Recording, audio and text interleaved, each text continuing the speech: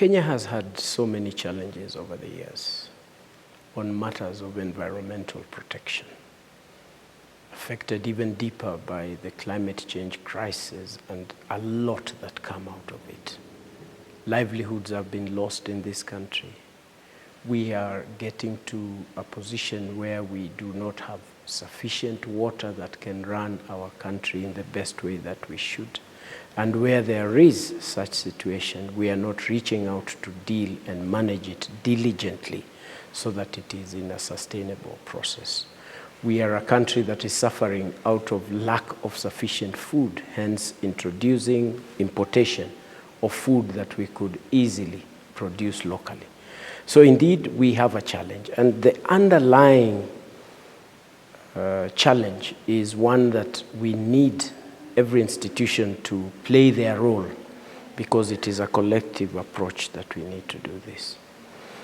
The Kenya Water Towers, once it was established, and I cannot thank the team, the President Kibaki, who appointed me. It actually happened on the last day as he was leaving office. Mine was the last appointment to take care of the Kenya Water Towers.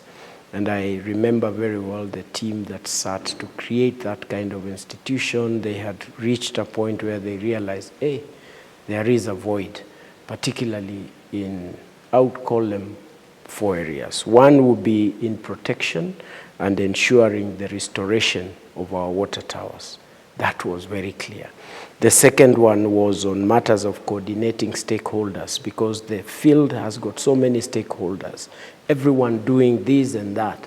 A lot of funding coming into the country for one effort, it is replicated in a different one, every institution trying to do different things. The third one, which was also very interesting, was the holistic ecosystem management, so that you are not just dealing with the trees and forests, not just the water and everything else. And that holistic approach is one thing that brought this together. And then the fourth one is the climate regulation and community livelihoods, because you cannot manage these issues without a proper coordinated regulation of these processes in a manner that makes sense to the public. Otherwise, you'll be doing it just by yourself. It is the only organization that since independence had and still has an opportunity to report to Parliament quarterly. During my stay as the chairperson of the organization, we reported regularly, every quarter, on status of water towers. Which one has improved, which one has gone down, how the community is being affected, everything that went around there, so that the legislators would understand what is happening, so that the information the decisions they are making in terms of policy make sense and resonate to what was on the ground. It is the only institution that would also share data that would be so important and had the authority to meet up, and the reports would be shared with the president on regular basis. Recommendations that were so profound. Talking about Mau, I remember Makalia Falls, where we had to get people out in a very understanding manner and got people to bring back the title deeds that they had been given out of an excision that was wrongly done.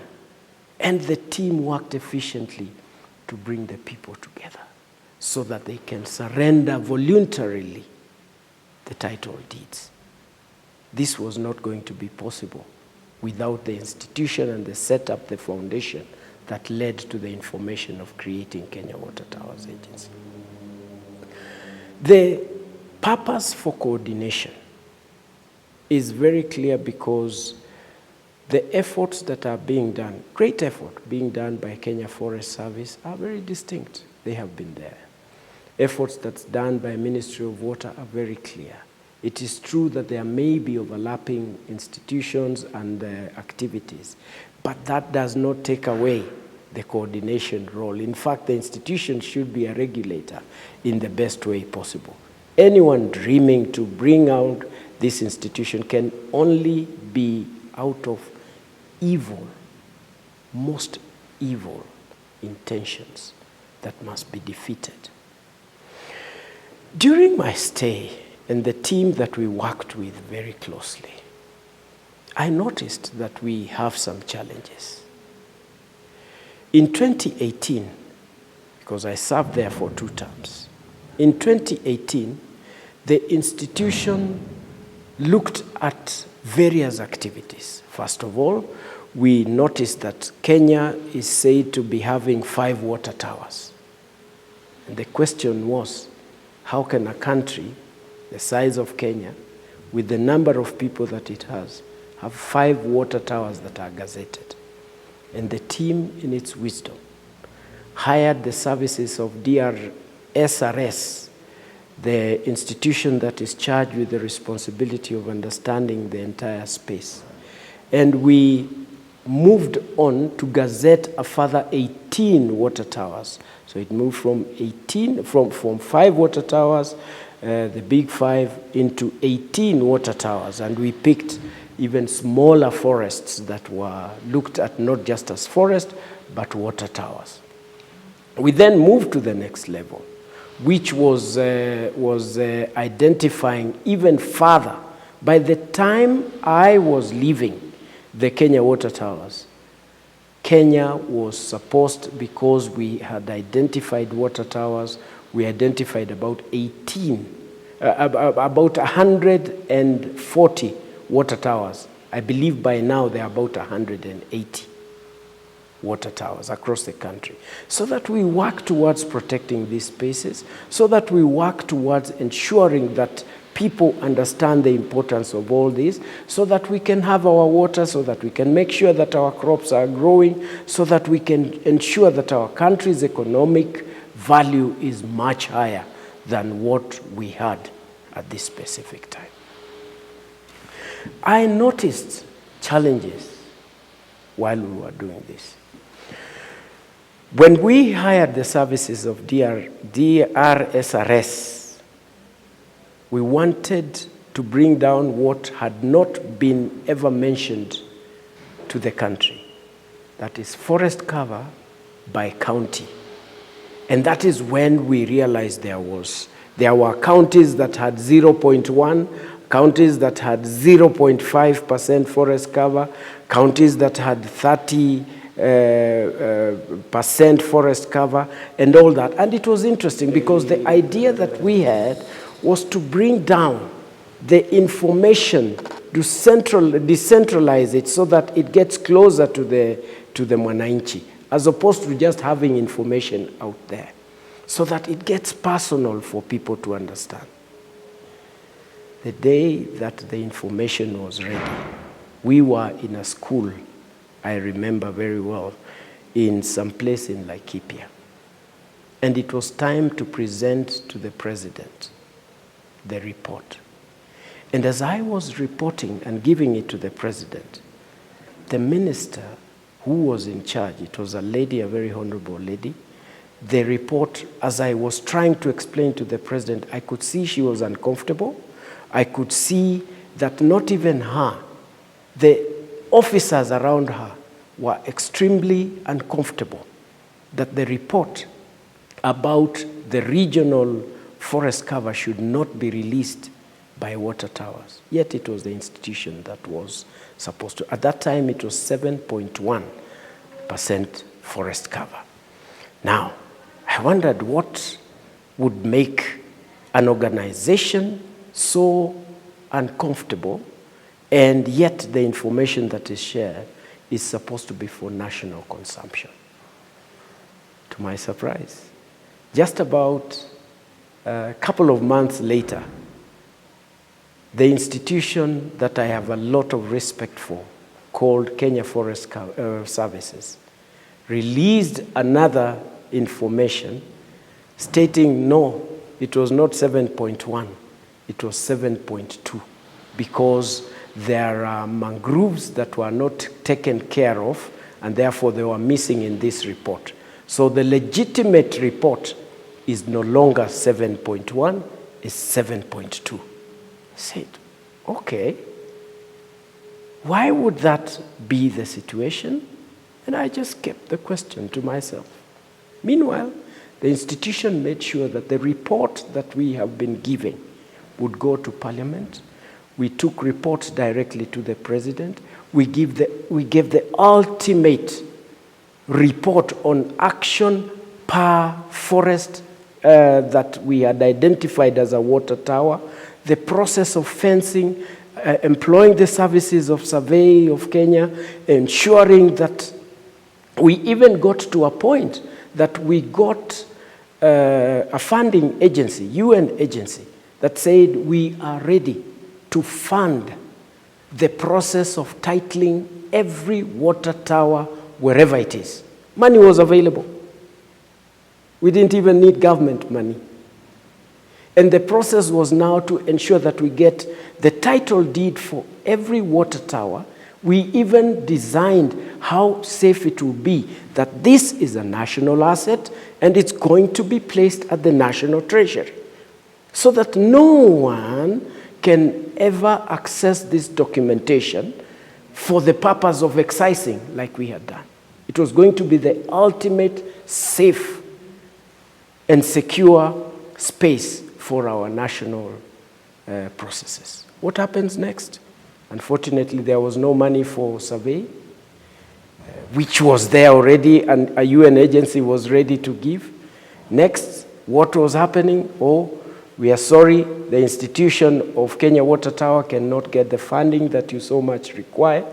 And we tried to do a lot of efforts, ensuring that I wish the reports that were made during that time and the reports that continue to be made can be public documents.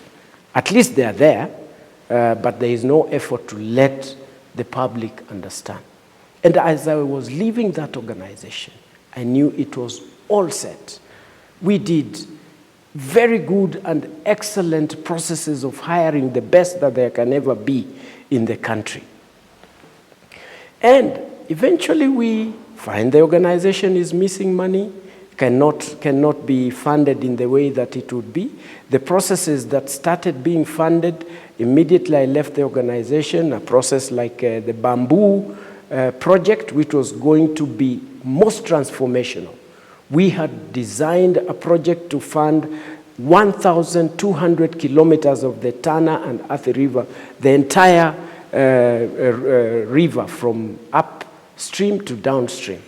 And we had designed a process that would be given to corporates and they get some rebate so that they are funding and they are doing activities and they are being given some tax advantages so that they are self-driven to do with communities. Every person who is along the river, they are supported to grow bamboo trees, to do environmental activities, to specifically grow food and be able to become villages that are economically viable.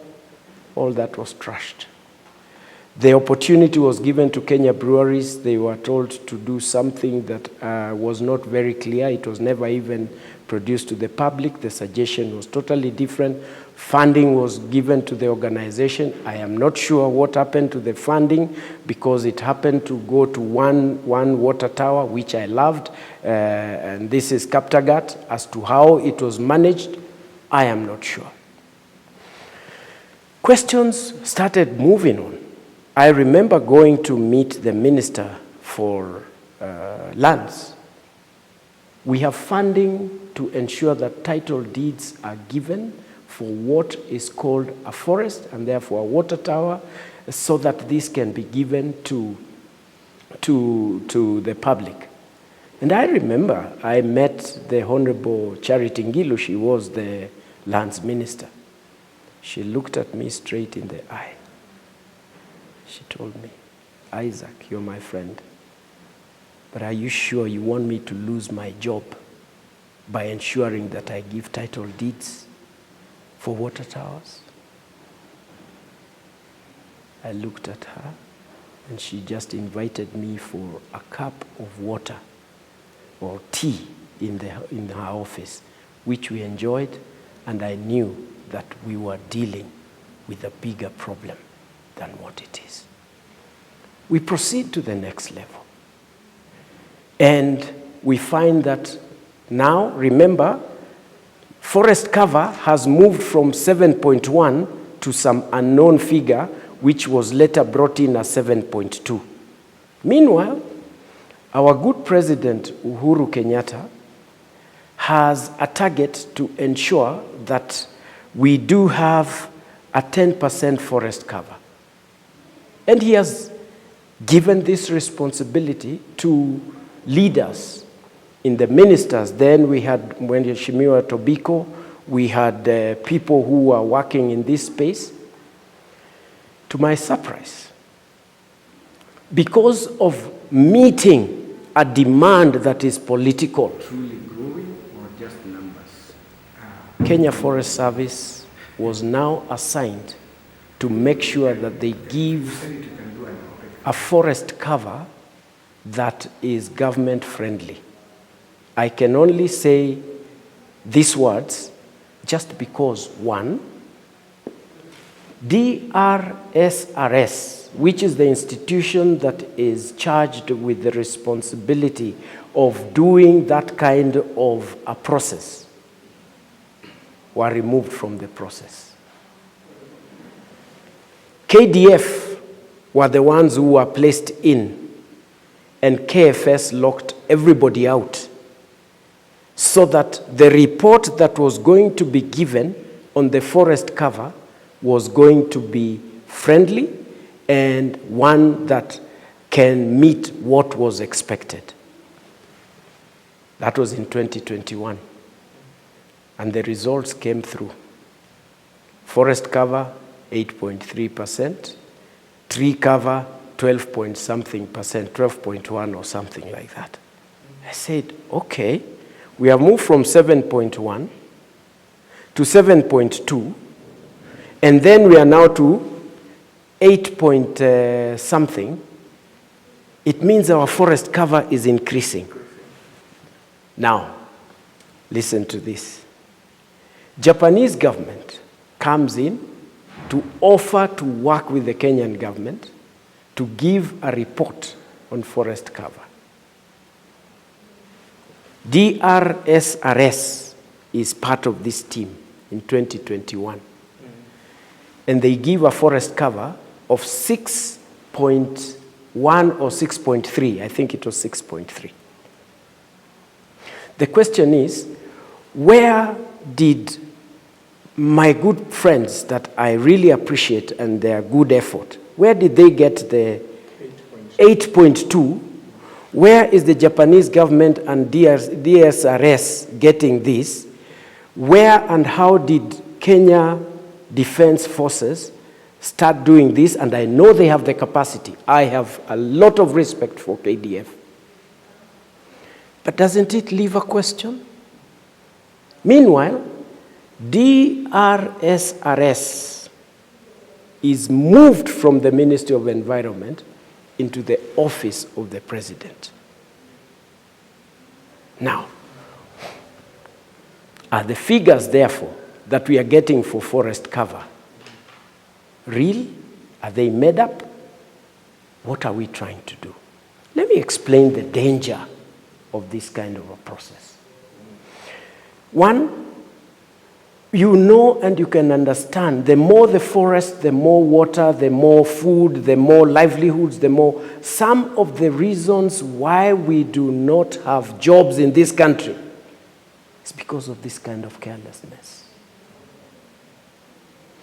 Decisions are made for investment that are not based on actual, factual figures and data. Institutions set up for one reason, and they fail because the information that they were given was wrong. We say that we are attacking issues of environmental conservation in a practical way, but standing on the totally and very wrong position than and out of what is expected. The forest cover is declining, but the political approach means a lot is happening. Come back to what our good president has done. He launched 15 billion trees campaign and initiative. Excellent initiative. Good intentions. Globally unmatched. The amount of trees that have been placed for planting are based on a budget of 50 billion on an annual basis, moving forward towards achieving the target of 15 billion. Year one, less than 14 billion Kenya shillings was given. From 50 billion, so that KFS can work according to the budget and be supported. KFS is there, they're just looking at what is expected, and they have no money. They can just run around to check whether anybody is planting any tree, so that they can quickly count that and put it in an app called Jazamiti. Meanwhile, the public is saying, and they know, that the app is also, and may also, let me use the word may, because I'm not here to accuse anyone, may be linked to carbon credits, because Kenyans have seen carbon credits coming through, and the winners who are getting this money are brokers, not the mwananchi who is planting the tree. Who's going to use the Jazamiti app when they know these details? In the foregoing thereafter, the international community start losing hope in terms of the accountability processes.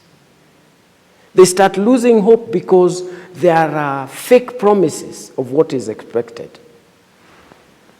This year, the expectation, I last checked in the budget of the country, and you find that they are expecting 50 billion, they only have 500 million. How are you going to achieve that?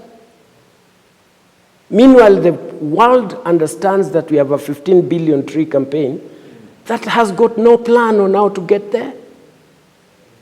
Meanwhile, the government wants to run the process as opposed to that being a process that is driven by the mwananchi themselves. If you gave the first 14 or 10 billion that was given, and you get mwananchi to be part of it, so that they can be able to get money and earn livelihoods, many trees would have been planted. If you only took the 500 million, let me tell you where the 500 million is going. It is going to institutions like KEFRI, which they are doing a very good process of ensuring that the seeds are produced. It is going to Kenya prisons because the prisoners can be able to produce seedlings. It is going to National Youth Service because the National Youth Service can use their institutions to produce seeds and be able to give to mwananchi. Now, imagine if 500 million, if there was no 50 billion, was given to the communities through the counties. Where does KEFRI get their seeds from? It's called crown picking from trees that are existing in different places. Imagine if the youth were sent to the forest and they are trained how to identify specific trees and how you can do crown picking. And the institution is supported to empower the youth. How much seedlings would the youth produce? You are now producing and moving trees from the city in the places where these people are doing, imagining that you're going to produce 250 million seedlings and distribute them across the country. That expenditure, where is it going to go? Now, if I may interject, recently the president I think we have a very big opportunity. One, I know what the Honorable Duale can do. By God's doing, the Honorable Duale was part of the Plant Your Age campaign when it started, when we were planting 71 trees for Wangari Maathai. He was there together with the current president, our good president, and other officials. When we launched this together with the Vice Chancellor of Nairobi University, and we established 71 trees, the first 71 trees for Wangari Maathai. Within a very short time, Kenyans had planted 15.7 million trees. And that led to the campaign of Plant Your Age, where it is personalized and everyone moves in a direction that they understand why. The opportunity that Kenya has today is the fact that there is a new minister. And I'm not blaming the previous minister.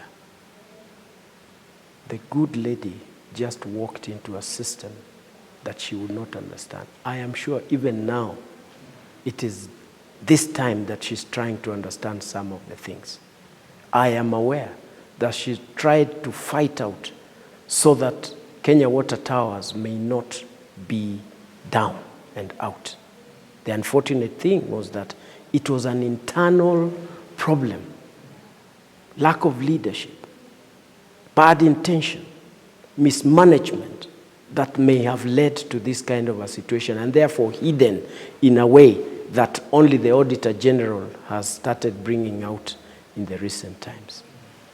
The Honorable Duale has an opportunity of facing back and say, guys, let us speak the truth. Let us tell Kenyans the truth. There are people who are earning carbon credits in this country that are brokers. The people who are planting trees are actually Kenyans who are there. It is time to check. Why is it, and this is factual, you can quote me any moment, that when you go to plant trees in Narok and some places in this country, different places, people go to plant trees with salt in their pockets so that they can put some salt while they plant the tree so that the tree does not grow. Because work, employment opportunities come during the day of planting a tree and the day of replanting a tree.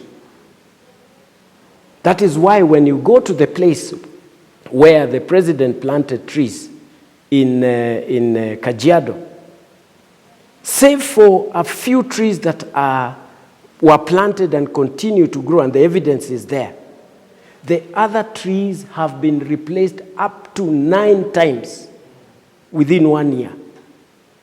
More than 70%. And this is clear, you can see. It's not anything that is made up. Why does this happen? That's a question that needs to be answered. Why is it when you go to Mount Kenya region, they are proudly involved in what they call a Shtua program? That when you plant your tree, they return there a few weeks after or a few months, they lift up the tree so that you lose the roots and then pin it back. So that nothing actually grows in that area because it's Shamba system. And this is the opportunity to grow potatoes in that space. These are realities. And unless we wake up to tell the truth, tell ourselves the truth, there are people in Kenya Forest Service. I remember during my time as chair, I unearthed, and we unearthed, because I was never working by myself, a situation where a license for movement of wood products meant for Coast Province was being used in Mau region. We unearthed a very clear opportunity where top government and most respected officials were building their houses with wood from forests, different parts of the country. We found out very clearly a situation where there is double allocation, meaning the land is part of Forest Service, the land is part of Kenya Wildlife Service, and there is a conflict that Kenya Forest Service planted these trees for the purpose of them being earned or being harvested after a specific time. Now it is time to harvest them. And then Kenya Wildlife Service is saying, under our dead bodies. What you planted has still and has already become a habitat for our animals. And that time, it is already a source of water.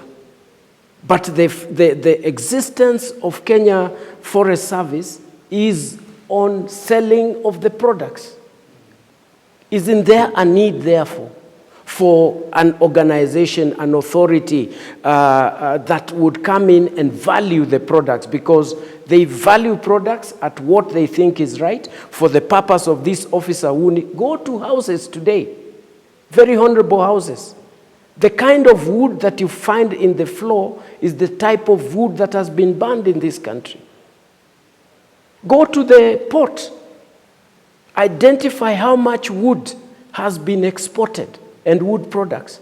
I salute Duale for coming in, the most daring minister, to say, from now henceforth, no export of this. You hear stories of eucalyptus, and you imagine that eucalyptus is a very bad tree. It should not exist. It is driven by personal interests. People are exporting, people are doing different. You talk about perfumes that are being produced worldwide. Go to our country today, you find products that are used for production of perfumes. They are being exported haphazardly. And nobody cares, because there is no one to check this kind of a process. There are many medicinal trees. They are being exported by the day under a different code, under a different HS code, and they are going out every day. Who's going to save the country? Now, my question is, because there are, if I may call them, cartels within the system, within the government, that are hell-bent on seeing the Kenya Water Towers Agency on its knees. If you met Duale, what would you tell him about it? If I met Duale today, because he's a person that I hold in high esteem, I would give him the picture as I am saying it here, without any fear of contradiction. The direction that is being taken, I saw it when I first blew the whistle on Mau.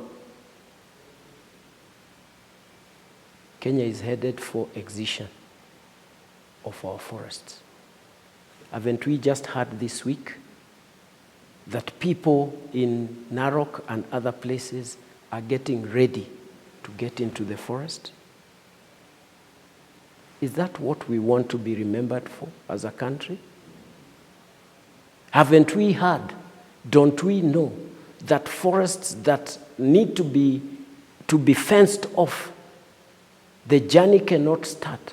People are dying every single day. Is it not clear that we are losing our forest cover and we are pretending that it is going up? Just because trees cannot speak, does that justify? I think then I am a tree, let me speak. Because this is unacceptable, inhuman and before God. If we cannot take care of our environment, we are better off dead. We've got no value whatsoever to this world. Now, what do you see? Because the agency that was your baby is very much embattled. It's down and almost out. What do you think we should do? It's painful to hear that there are people, and they are known, and they are alive, that are working towards bringing down the only organization that is supposed to save our environment. I call it the only because, one, there is no any other institution in Kenya that is mandated to report matters of environmental, a coordinated effort, and the status of our water towers apart from that institution. Ministry of Water and the institutions that are there, they are doing an excellent job on ensuring water is there. The approach, the wholesome approach, is only in one institution in this country as it is. It's painful. It's painful that people can think about that. Just because of messes that they have done, maybe money that is lost in the organization and they would rather that the institution is closed so that they can survive. Shame. Shame. Kenya is greater than all of us. What is it that we are telling our children? Taking away water from them? Taking away the oxygen that we are talking about? Taking away the jobs and the opportunities for livelihoods? Shindwe.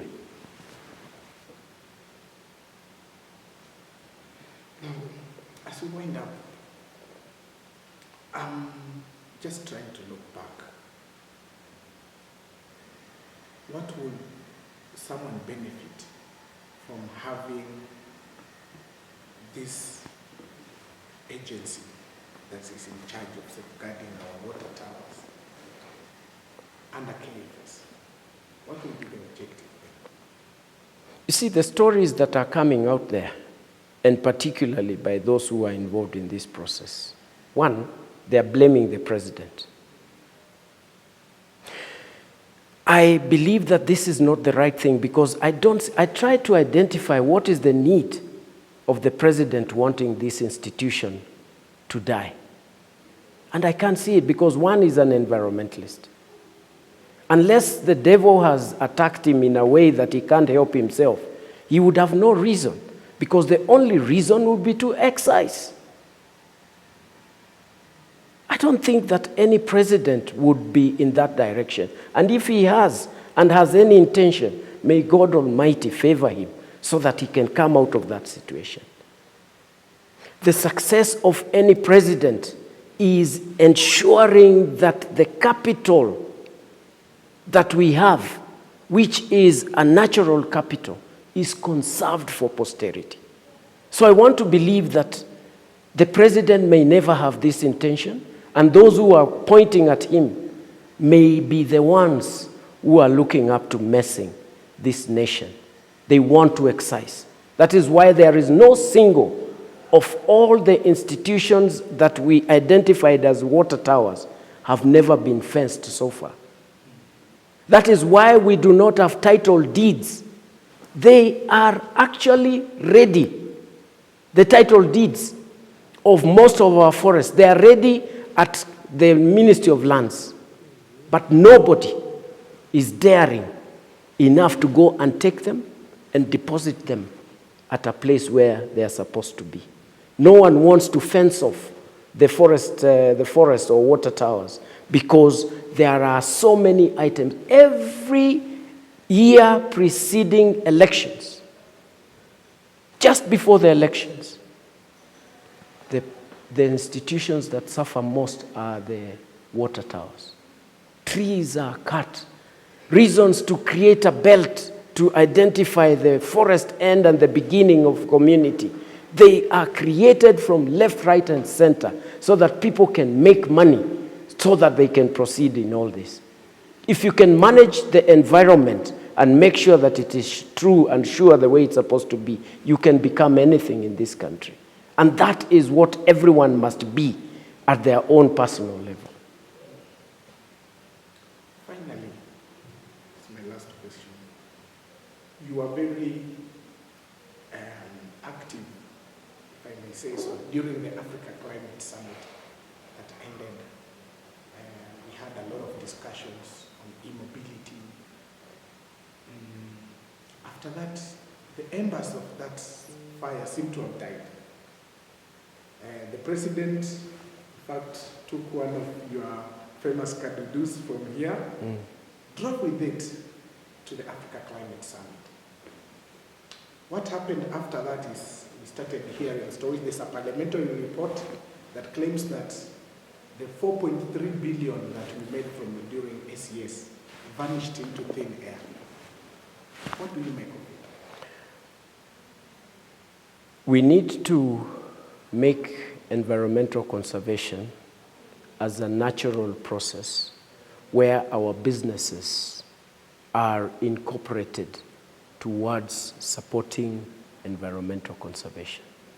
We have deployed it as Green Africa Group so that everything that we do, our business supports the Green Africa Foundation towards a project like we have the Plant Your Age, which is the entry point of Green Africa villages.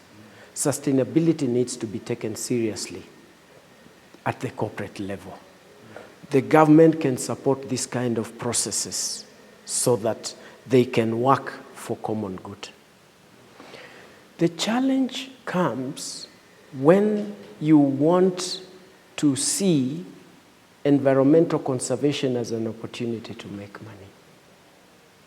And this is where, unfortunately, our country and most countries in Africa are suffering from. If God helps you to check how much money comes into this country through environmental conservation processes, you will be shocked. The Ministry of Environment is not just about the budget that is given. We have UN agencies. We have, as we speak right now, I am sure the World Bank is supporting the tree production in the country up to 200 million Kenya shillings.